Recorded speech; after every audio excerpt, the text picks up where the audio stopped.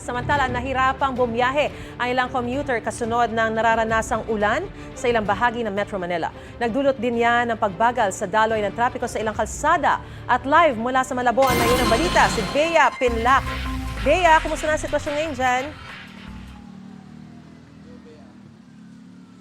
Maris, panaka-naka na lang at mahina na lang yung ulan na nararanasan dito sa Malabon. Sa ngayon, nandito tayo sa General Luna Street sa Malabon kung saan medyo maluwag na yung daloy ng trapiko. Pero sa ilang bahagi ng ilang kalsada pa sa Malabon ay merong mga mabagal na daloy ng trapiko at kabilang na nga dyan sa bahagi ng Barangay Katmon. Ang problema kasi, Maris, sa ilang bahagi ng kalsada may mga naipon pang tubig na nagdudulot ng perwisyo sa ilang motorista. Tumutulong naman sa pagmamando ng trapiko yung mga enforcer ng Malabon LGU para mapabilis ang galaw ng mga sasakyan. May mga nakita rin tayo na commuter na nahihirapan makahanap ng mga masasakyan. Ang ilan sa kanila, Maris, mga mag-aaral na humahabol pumasok sa klase dahil sa ngayon ay wala pa rin pong anunsyo kung magsususpinde ng klase sa mga paaralan dito sa Malabon. Yan muna ang latest mula rito sa Malabon.